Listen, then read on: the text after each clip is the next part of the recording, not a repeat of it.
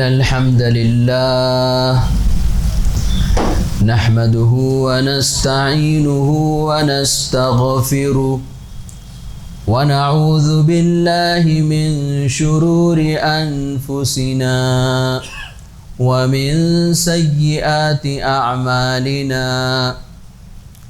من يهده الله فلا مضل له ومن يضلل فلا هادي له وأشهد أن لا إله إلا الله وحده لا شريك له وأشهد أن محمدا عبده ورسوله أما بعد فإن خير الحديث كتاب الله وخير الهدي هدي محمد صلى الله عليه وسلم وشر الأمور محدثاتها وكل محدثة بدعة وكل بدعة ضلالة وكل ضلالة في النار. أعوذ بالله من الشيطان الرجيم. بسم الله الرحمن الرحيم. يوم نقول لجهنم هل امتلأت وتقول هل من مزيد وأزلفت الجنة للمتقين غير بعيد هذا ما توعدون لكل أواب حفيظ من خشي الرحمن بالغيب وجاء بقلب منيب ادخلوها بسلام ذلك يوم الخلود لهم ما يشاءون فيها ولدينا مزيد وكم أهلكنا قبلهم من قرن هم أشد منهم بطشا فنقبوا في البلاد هل من محيص إن في ذلك لذكرى لمن كان له قلب أو ألقى السمع وهو شهيد ولقد خلقنا السماوات والأرض وما بينهما في 6 أيام وما مسنا من لغوب فاصبر على ما يقولون وسبح بحمد ربك قبل طلوع الشمس وقبل الغروب ومن الليل فسبحه وأدبار السجود واستمع يوم ينادي المناد من مكان قريب يوم يسمعون الصيحة بالحق ذلك يوم الخروج. وقال تبارك وتعالى ولا تتمنوا ما فضل الله به بعضكم على بعض رب اشرح لي صدري ويسر لي أمري واحلل عقدة من لساني يفقه قولي رب زدنی علما. محترم حاضرین جمعہ، قابل احترام ماؤں اور بہنوں، ہر قسم کی تعریف و توصیف، بڑائی و بزرگی اس اللہ رب العالمین کے لیے لائق و مناسب ہے جو تنہا اس کائنات کا معبود برحق ہے۔ درود و سلام ہو نبی آخر الزماں جناب محمد مصطفیٰ صلی اللہ علیہ وسلم پر، جنہوں نے اللہ تبارک و تعالیٰ کے حکم سے اسلام جیسے سچے اور اچھے دین کو مجھ تک اور آپ تک ویسے ہی پہنچایا جیسے اللہ تبارک و تعالیٰ نے پہنچانے کا حکم دیا تھا۔ محترم حضرات، خطبہ مسنونہ کے بعد قرآن مجید سورۃ النساء کی ایک آیت کا ابتدائی حصہ میں نے آپ کے سامنے تلاوت کی ہے۔ جس آیت کا ابتدائی حصہ میں نے آپ کے سامنے پڑھی ہے، اسی کے روشنی میں مجھے آپ کے سامنے ایک ایسے موضوع پر گفتگو کرنا ہے، ایک ایسے عنوان پر گفتگو کرنا ہے جس کا تعلق دل سے ہے۔ آپ جانتے ہیں، آپ کو معلوم ہے کہ کچھ اعمال ایسے ہیں جن کا تعلق دل کے ساتھ ہوتا ہے۔ مثلا خشیت الہی ہے۔ ایک انسان، ایک مسلمان اللہ تبارک و تعالیٰ سے جب وہ ڈرتا ہے تو وہ اپنے دل سے ڈرتا ہے، اور یہ قلبی عبادت ہے۔ توکل ہے، یہ بھی قلبی عبادت ہے۔ اسی طرح سے رجا اور امید ہے، یہ بھی قلبی عبادت ہے۔ ایک انسان جب امید لگاتا ہے اللہ تبارک و تعالیٰ سے تو اپنے دل سے امید لگاتا ہے، اور یہ سب نیک اعمال ہیں جن کا تعلق دل کے ساتھ ہوتا ہے۔ بعینہ کچھ برے اعمال بھی ایسے ہیں جن کا تعلق دل کے ساتھ ہوتا ہے، جو دلوں کے روگ ہوتے ہیں، جن کی وجہ سے انسان کی زندگی بدمزہ ہو جاتی ہے، یہاں تک کہ انسان کی اپنی کی ہوئی نیکیاں اس کی وجہ سے برباد ہو جاتی ہیں۔ ان بیماریوں میں سے ایک بیماری جس کا نام حسد ہے۔ ایک انسان حسد جیسے ناپاک اور کبیرہ گناہ میں جب ملوث ہوتا ہے تو وہ جہنم میں داخل ہونے سے پہلے دنیا کی جہنم میں داخل ہو چکا ہوتا ہے۔ انسان کی زندگی میں حسد کے آنے کی وجہ سے انسان کی زندگی بے سکونی اور بے چینی کا مجموعہ بن جاتی ہے، یعنی انسان ہمیشہ پریشان رہتا ہے ایک دوسرے کو دیکھ کر کے۔ محترم حضرات، حسد کسے کہتے ہیں؟ حسد کا مطلب یہ ہے کہ کسی انسان کے پاس کوئی نعمت دیکھ کر کے یہ تمنا کرنا، یہ خواہش کرنا کہ اس سے وہ نعمت چھن جائے اور وہ نعمت، وہ چیز مجھے مل جائے۔ اسلامی شریعت نے اس کو حرام قرار دیا ہے، ناجائز قرار دیا ہے۔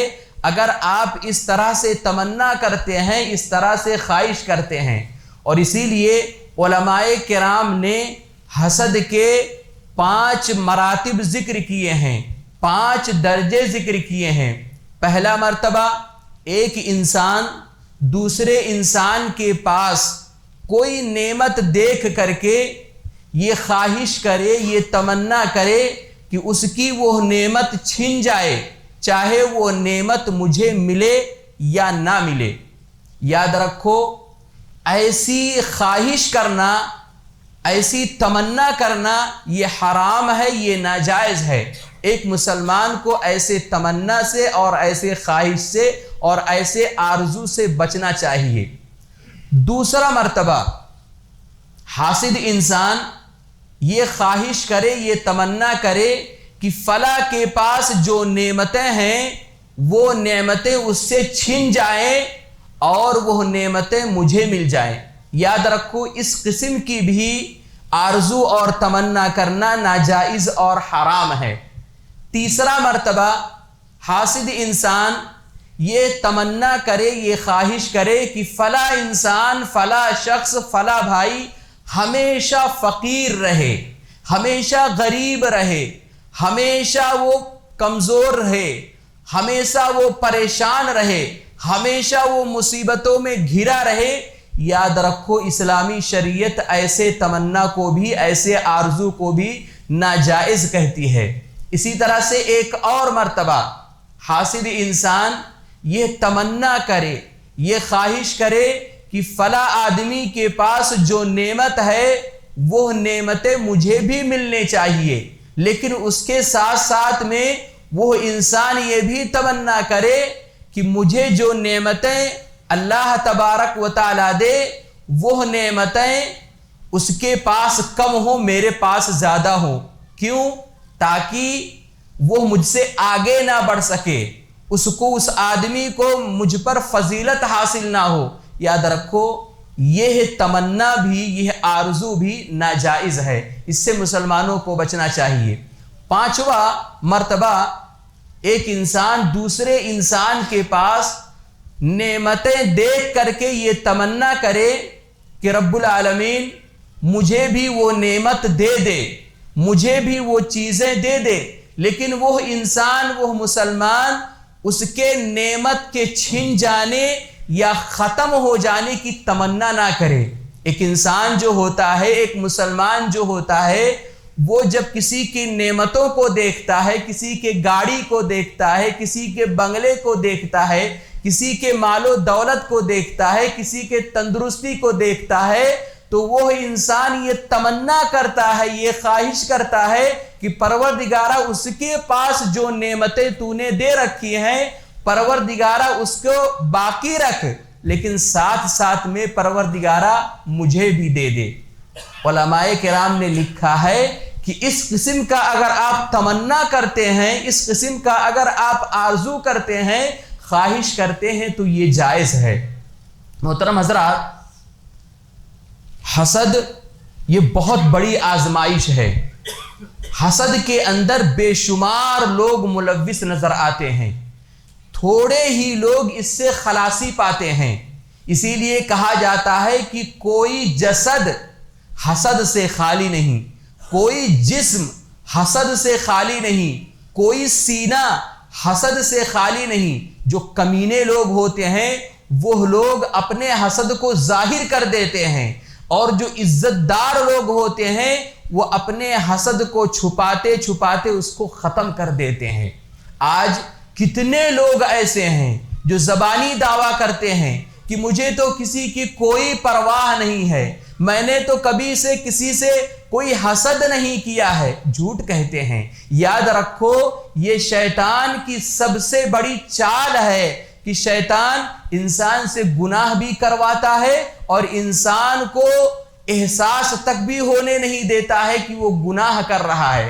اصولی طور پر کوئی بھی انسان یہ دعویٰ نہیں کر سکتا ہے کہ میرے دل کے اندر حسد کے جذبات پیدا نہیں ہوتے ہیں، یا میرے زندگی میں کبھی حسد کا موقع نہیں آیا ہے۔ انسان ہونے کے ناطے انسان کے اندر حسد کے جذبات پیدا ہوتے ہیں، اور اسی لیے پیارے نبی صلی اللہ علیہ وسلم نے اپنی امت کو، مجھ کو اور آپ کو آپس میں ایک دوسرے کے ساتھ سختی کے ساتھ پیارے نبی صلی اللہ علیہ وسلم نے حسد کرنے سے منع فرمایا ہے۔ پیارے نبی صلی اللہ علیہ وسلم نے فرمایا وَلَا تَحَاسَدُوا، تم لوگ آپس میں ایک دوسرے سے حسد نہ کرو۔ اور اگر آپ قرآن مجید پڑھیں تو قرآن مجید میں 4 مقامات پر حسد کا تذکرہ صراحتاً موجود ہے، یعنی حسد کا نام آیا ہوا ہے۔ سورۃ البقرہ کے اندر قرآن مجید نے کفار کے اور یہود و نصارہ کے حسد کو ذکر کرتے ہوئے فرمایا حسدا من عند انفسہم۔ سورۃ النساء کے اندر قرآن مجید نے کہا ام یحسدون الناس علی ما آتاہم اللہ من فضل۔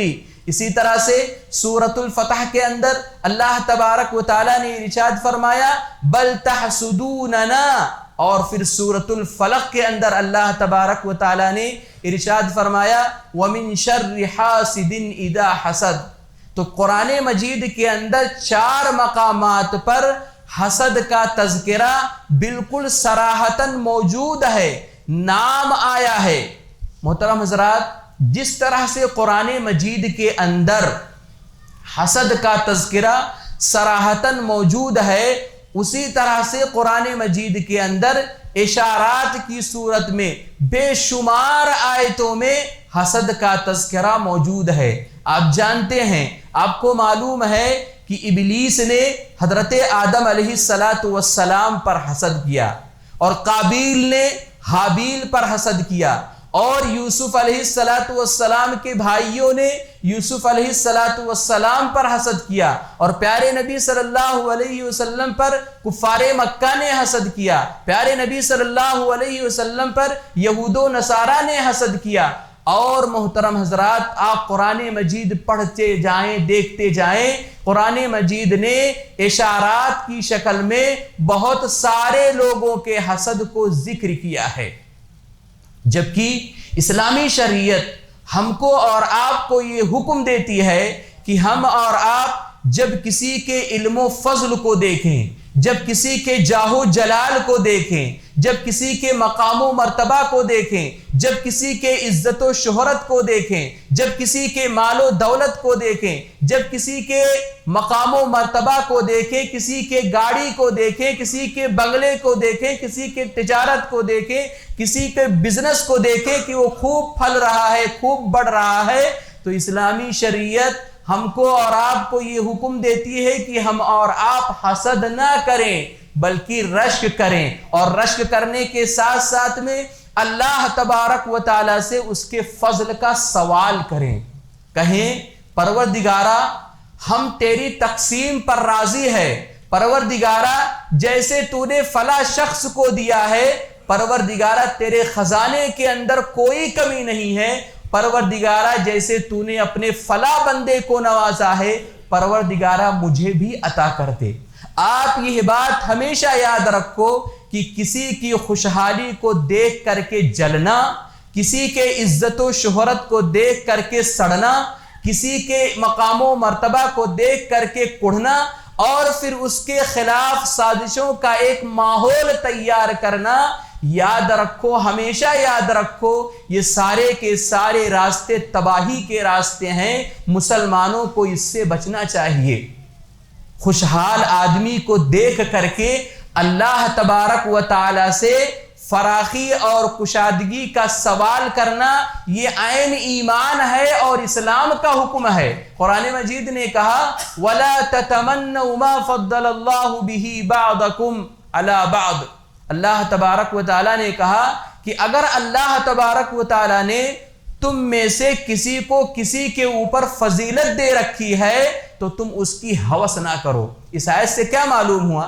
اس آیت سے یہی معلوم ہوا کہ ہر مسلمان کو اپنے وسائل اور اپنے اختیارات پر راضی رہنا چاہیے، اور ہمیشہ مزید اپنی بہتری کے لیے، اپنی برتری کے لیے اللہ تبارک و تعالی سے اس کے فضل کا سوال کرتے رہنا چاہیے۔ یہ اسلامی شریعت ہم کو اور آپ کو تعلیم دیتی ہے۔ محترم حضرات، حاسد شخص، جو انسان حسد کرتا ہے، وہ قیمتی نعمتوں سے ہمیشہ محروم رہتا ہے۔ حسد کا کوئی فائدہ نہیں ہے۔ حسد کے سارے راستے تباہی کے راستے ہیں۔ تاریخ اس بات پر شاہد ہے، تاریخ اس بات پر گواہ ہے کہ جس نے بھی حسد کیا اور جس نے جب بھی حسد کیا وہ ہمیشہ ناکام اور نامراد ہی رہا، یہاں تک کہ اس کی اپنی کی ہوئی نیکیاں حسد کی وجہ سے برباد کر دی جاتی ہیں۔ آپ پیارے نبی صلی اللہ علیہ وسلم کے زمانہ کو دیکھیں، زمانہ کو دیکھیں۔ اس زمانے میں یہود و نصارہ تھے، کفار مکہ تھے۔ کفار مکہ حسد کی بنا پر اسلام جیسے عظیم دولت سے محروم رہے۔ یہود و نصارہ صرف اور صرف حسد کی بنا پر اسلام جیسے عظیم دولت سے وہ محروم رہے، وہ مسلمان نہیں ہوئے، وہ ایمان نہیں لائے۔ کیوں؟ اس لیے کہ وہ اسی بات پر جلتے رہے، کڑھتے رہے کہ نبوت و رسالت یہ عبد المطلب کے پوتے اور عبداللہ کے بیٹے محمد صلی اللہ علیہ وسلم کو کیوں ملی۔ آج ہم اور آپ اپنے معاشرے کا جائزہ لیں، آج کتنے لوگ ایسے ہیں جو صرف اور صرف حسد کی بنا پر بہت ساری نعمتوں سے محروم ہو جاتے ہیں۔ آپ ہر جگہ کا جائزہ لے کر کے دیکھ لیں، کتنے لوگ ایسے ہیں جو حسد کی بنا پر اسلامی شریعت نے جو نعمتیں بتائی ہیں ان نعمتوں سے لوگ محروم ہو جاتے ہیں۔ محترم حضرات، حسد یہ ایک ایسی چیز ہے یہ ایک ایسی بیماری ہے کہ اس حسد کی وجہ سے آسمان پر پہلا گناہ ہوا ہے، آسمان پر پہلی نافرمانی ہوئی ہے۔ آپ جانتے ہیں، آپ کو معلوم ہے کہ اللہ تبارک و تعالیٰ نے فرشتوں کو حکم دیا کہ آدم کو سجدہ کرو۔ ابلیس کے علاوہ سارے کے سارے لوگ آدم علیہ السلام کو سجدہ کر لیے، ابلیس نے سجدہ نہیں کیا۔ آخر ابلیس نے حضرت آدم علیہ السلام کو سجدہ کیوں نہیں کیا؟ ابلیس کو اس بات کا دکھ تھا، ابلیس کو اس بات کا حسد تھا کہ مجھے سجدہ کیوں نہیں کروایا گیا، جبکہ میں تمام لوگوں سے علم و فضل میں بہتر ہوں، درجے میں بہتر ہوں۔ قرآن مجید اس کے حسد کا تذکرہ کرتے ہوئے فرماتا ہے قال انا خیر من، ابلیس نے اللہ تبارک و تعالیٰ سے کہا کہ پروردگارا میں اس سے بہتر ہوں، اور تو نے مجھے آگ سے پیدا کیا ہے اور آدم علیہ السلام کو مٹی سے پیدا کیا ہے۔ تو دیکھو حسد کی وجہ سے یہ جو ابلیس ہے اس نے اللہ تبارک و تعالیٰ کی نافرمانی کی، آسمان پر نافرمانی کی۔ محترم حضرات، حسد کی وجہ سے اس دنیا میں سب سے پہلا قتل ہوا۔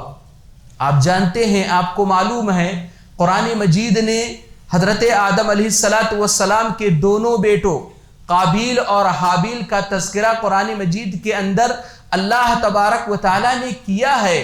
اللہ تبارک و تعالیٰ نے حکم دیا، کیا حکم دیا؟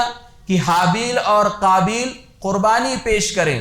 اللہ تبارک و تعالیٰ نے حابیل کی قربانی قبول کر لی۔ کیوں قبول کر لی؟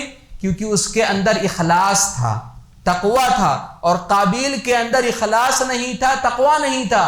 اللہ تبارک و تعالیٰ نے حابیل کی قربانی قبول کر لی، قابیل کی قربانی قبول نہیں کی، تو قابیل نے اپنے بھائی حابیل پر حسد کیا اور حسد کرتے ہوئے اپنے بھائی کو قتل کر دیا۔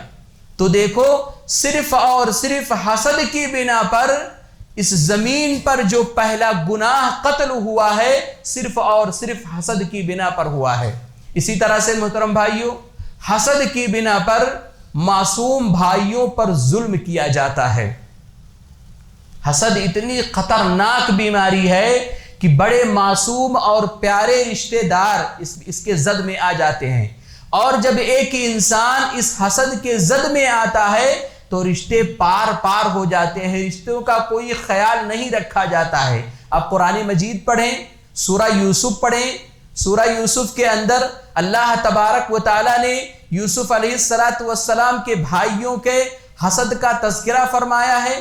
آپ جانتے ہیں کہ حضرت یوسف علیہ السلام کو اللہ تبارک و تعالیٰ نے کمال کی خوبصورتی عطا کی تھی، وہ اچھے اخلاق والے تھے، بڑی فضیلت والے تھے، اور اسی وجہ سے ان کے باپ یعقوب علیہ السلام ان سے بڑی محبت کیا کرتے تھے، اور یہی وجہ بنی کہ ان کے جو 10 بھائی تھے اسی وجہ سے وہ حسد کا شکار ہو گئے۔ قرآن مجید ان کے حسد کی داستان کو سناتا ہے، اذ قالوا لیوسف واخوہ احب الی ابینا منا ونحن عصبہ ان ابانا لفی ضلال مبین اقتلوا یوسف او اطرحوہ ارضا یخل لکم وجہ ابیکم وتکونوا من بعدہ قوما صالحین۔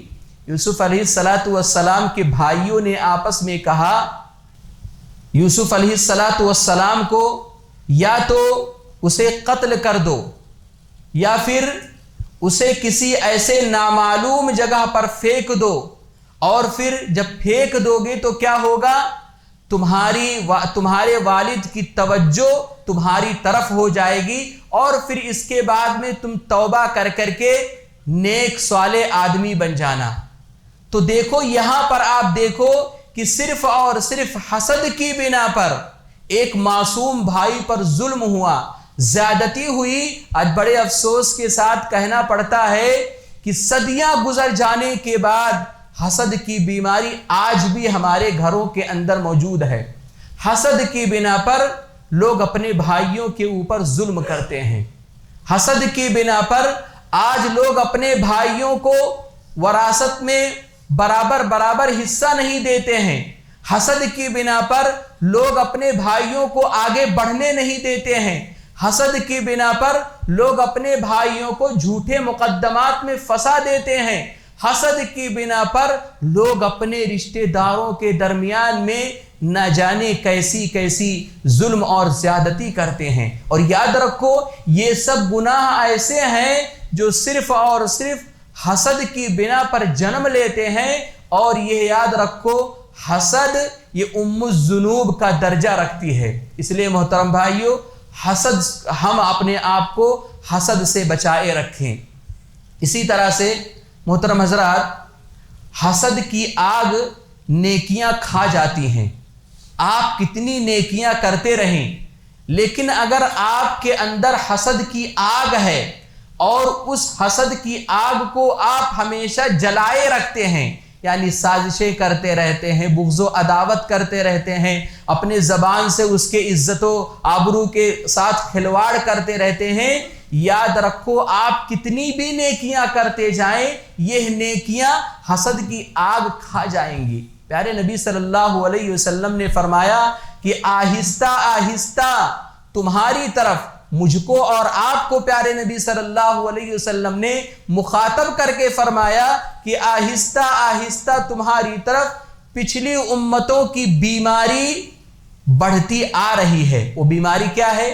پیارے نبی صلی اللہ علیہ وسلم نے فرمایا کہ وہ بیماری حسد ہے، بغض ہے۔ اور پھر پیارے نبی صلی اللہ علیہ وسلم نے کہا کہ میں یہ نہیں کہتا ہوں کہ یہ حسد، یہ بیماری آپ کے سر کے بالوں کو موڑ دے گی، بلکہ میں یہ کہتا ہوں کہ آپ کے دین کو ختم کر دے گی، آپ کے دین کو موڑ دے گی۔ اس کا مطلب کیا ہے؟ اس کا مطلب یہ ہے کہ جس طرح سے انسان کے سر میں جو بال ہوتا ہے، جب وہ ختم ہو جاتا ہے تو وہ گنجا ہو جاتا ہے، اس کا سر جو ہوتا ہے بالکل بال سے خالی ہو جاتا ہے۔ بالکل اسی طرح سے پیارے نبی صلی اللہ علیہ وسلم نے فرمایا کہ جو آدمی حسد کے اندر مبتلا ہوتا ہے تو اس کے نیکیوں کا جو نامہ اعمال ہے، وہ نامہ اعمال نیکیوں سے خالی ہو جاتا ہے۔ اور یہ بات سمجھ میں بھی آتی ہے، کیسے؟ ایک انسان جو حسد کرتا ہے، حاسد انسان ہمیشہ کسی نہ کسی کے سازشوں میں مبتلا رہتا ہے۔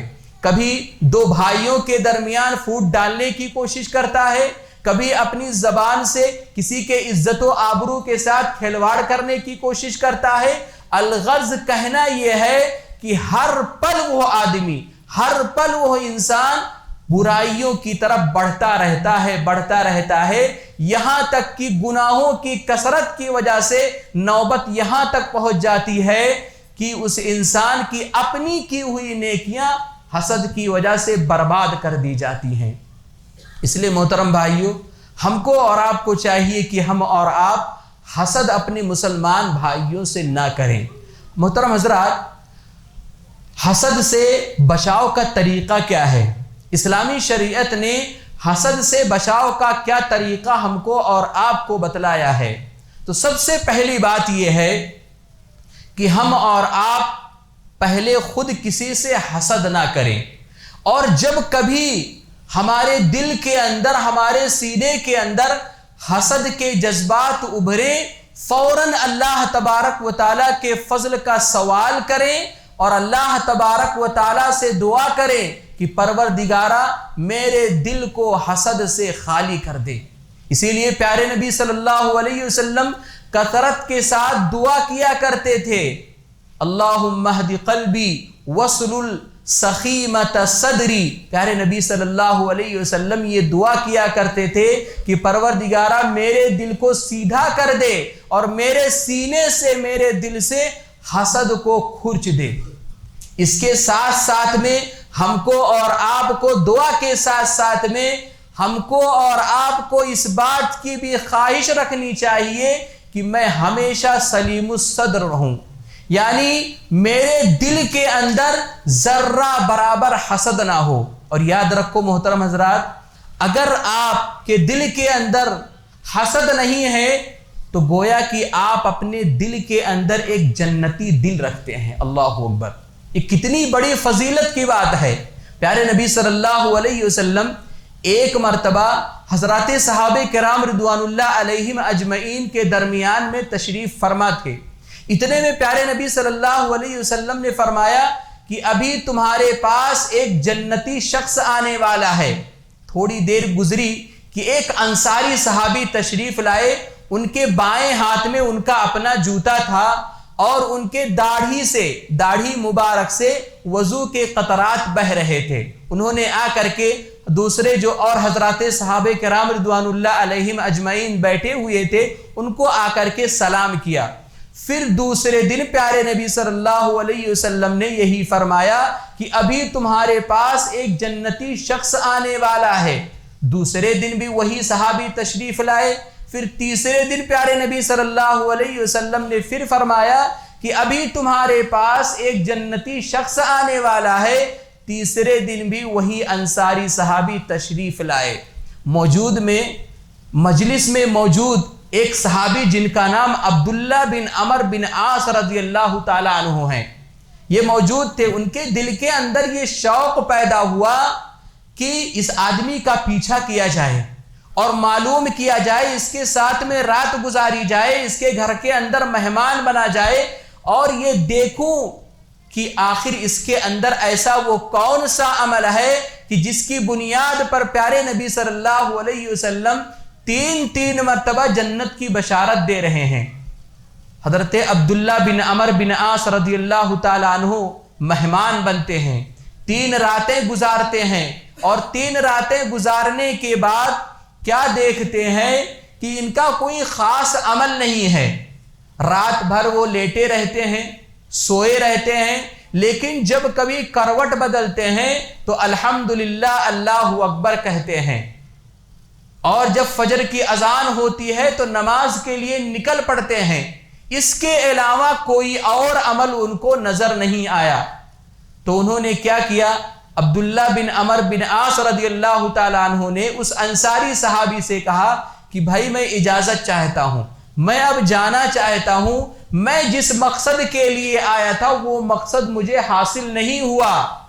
انہوں نے کہا کہ پیارے نبی صلی اللہ علیہ وسلم نے آپ کو 3 مرتبہ جنت کی بشارت دی ہے اور میں یہ دیکھنا چاہتا تھا کہ آپ کے اندر ایسا وہ کون سا عمل ہے کہ جس عمل کی بنیاد پر پیارے نبی صلی اللہ علیہ وسلم نے آپ کو جنت کی بشارت دی ہے، اور میں وہ دیکھ کر کے، وہ عمل دیکھ کر کے میں بھی وہ عمل، وہ خوبیاں اپنے اندر پیدا کروں اور مجھے بھی اللہ تبارک و تعالیٰ کی جنت میں داخلہ مل سکے۔ اللہ اکبر۔ یہی سوچ ہر مسلمان کی ہونی چاہیے کہ ایک مسلمان جب اپنے سے زیادہ مقام والے کو دیکھے تو اس کی جیسی خوبیاں اپنے اندر پیدا کرنے کی کوشش کرے۔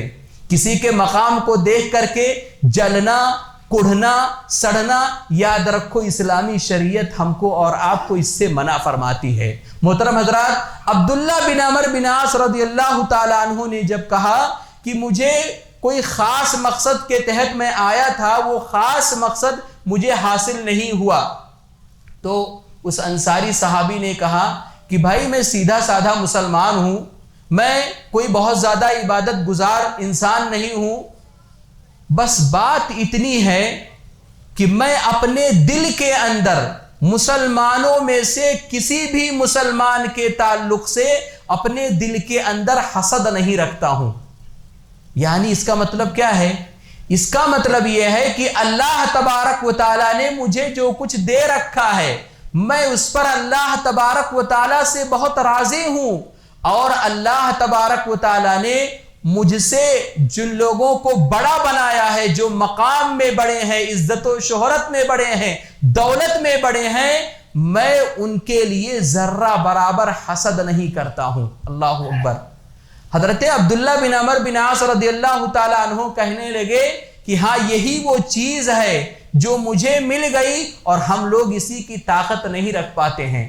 یعنی کہ انہوں نے کہا کہ یہی وہ چیز ہے، آپ کے اندر جو کمال ہے وہ کمال یہی ہے کہ آپ کا دل حسد کی تمام اقسام سے پاک ہے اور مسلمانوں کی خیر خواہی کے لیے آپ کا دل بھرا ہوا ہے۔ اسی لیے پیارے نبی صلی اللہ علیہ وسلم نے آپ کو جنت کی بشارت دی ہے۔ محترم حضرات، ہم کو اور آپ کو چاہیے کہ دیکھیے یہ فطری چیز ہے، ہم کسی کے مال کو دیکھتے ہیں، کسی کے دولت کو دیکھتے ہیں، کسی کے بنگلہ اور گاڑی کو دیکھتے ہیں، کسی کے بزنس کو دیکھتے ہیں، ہمارے دل کے اندر یہ جذبات پیدا ہوتے ہیں، یہ جذبات ابھرتے ہیں، لیکن جو عزت دار آدمی ہوتا ہے، جیسے کہ میں نے کہا، وہ اپنے اس حسد کو چھپاتا ہے اور چھپا کر کے دھیرے دھیرے اس کو ختم کر دیتا ہے۔ اور جب کبھی ایسا جذبات ہمارے اندر پیدا ہو، یاد رکھو اس آدمی کو آپ اس کے حق میں دعا دے دیا کریں، اور جیسے ہی آپ دعا دیں گے اس کو، آپ کے دل کے اندر جو حسد ہے وہ ختم ہو جائے گی۔ یہ بہت بڑی بات ہے۔ اسی طرح سے محترم بھائیو، تو جب آپ اپنے آپ کو حسد سے پاک کر لیں تو دوسرا مرحلہ یہ آتا ہے کہ اب آپ حاسدوں کے شر سے بچیں۔ حاسدوں کے شر سے کیسے بچیں؟ بہت آسان طریقہ ہے۔ اس کا آسان طریقہ یہ ہے کہ آپ مسنون اذکار کی پابندی کریں۔ صبح و شام کی جو دعائیں پیارے نبی صلی اللہ علیہ وسلم نے بتلائی ہیں اس کی پابندی کریں۔ آمن الرسول پڑھیں، اسی طرح سے آیت الکرسی پڑھیں، تینوں قل پڑھیں۔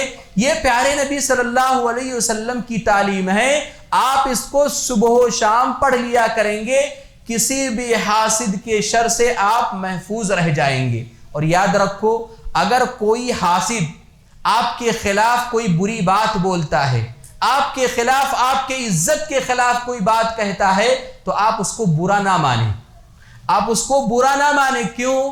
اس لیے کہ وہ حاسد آپ کا دھوبی ہے، آپ کے گناہوں کو وہ دھو رہا ہے۔